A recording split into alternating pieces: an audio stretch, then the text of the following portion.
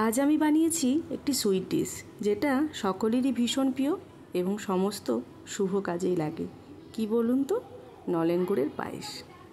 নলেন গুড়ের পায়েস খেতে ভালো লাগে না এমন মানুষ খুব কমই আছে।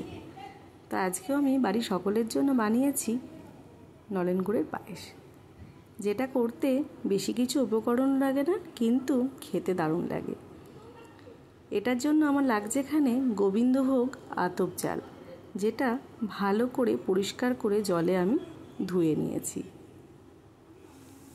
এবং ওই চালটাতে আমি দিয়ে দেব বড় চামচের 1 চামচ মতো ঘি। দেখুন, চালটা পরিষ্কার করে জল দিয়ে ধোয়া হয়ে গেছে। এইবার আমি দিয়ে দেব বড় চামচের 1 চামচ ঘি। ঘি দিয়ে ভালোভাবে চালটাকে মিশিয়ে নেব এবং কিছুক্ষণ এটা রেখে দেব।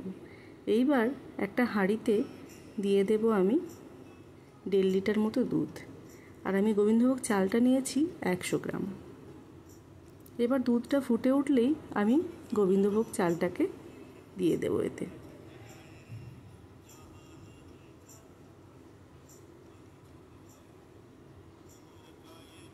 দেখুন, দুধটা ফুটে উঠেছে।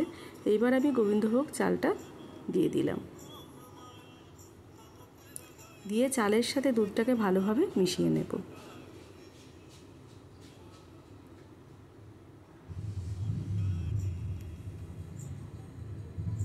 আর দিয়ে দেবো একটা তেজপাতা। এইবার দিয়ে দেব কয়েকটা এলাচকে থেতো করে। এলাচটা থেতো হয়ে গেছে। এবার আমি এলাচটা দিয়ে দেব এবং ভালোভাবে এটাকে নেড়ে নেব যতক্ষণ না ঘন হচ্ছে আর চালটাও ঠিকমতো সিদ্ধ হচ্ছে।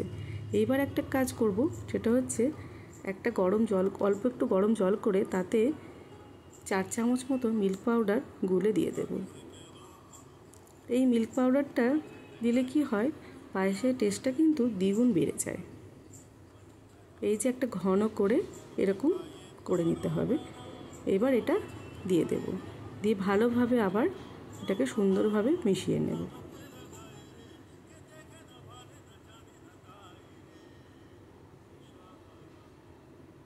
এবার দেখুন, অনেকটা ঘনও হয়ে এসেছে আর গোবিন্দভোগ চালটাও প্রায় 80% মতো বয়েল হয়ে গেছে।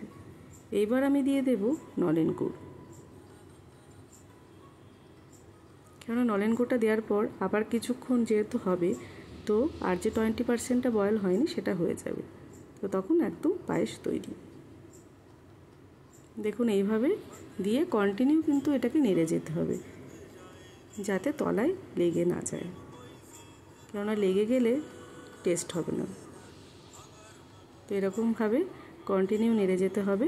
আর যখন ঘন হয়ে গেছে তখন আমি কিছুটা কিশমিশ এবং কাজু দিয়ে দেব। ব্যাস, তৈরি হয়ে গেছে নলেন গুড়ের পায়েস, যেটা খেতে সকলেরই ভীষণ ভালো লাগবে। আর আপনাদের যদি আমার এই রেসিপিটা ভালো লাগে তাহলে লাইক, কমেন্ট, শেয়ার করবেন, আর কমেন্ট বক্সে অবশ্যই জানাবেন কীরকম হয়ে গেছে। দেখুন, খুব সুন্দর একটা পায়েস তৈরি হয়ে গেছে। এবার আমি এটাকে নামিয়ে একটা সার্ভিং বলে সার্ভ করে দেব। ব্যাস, রেডি নলেন গুড়ের পায়েস।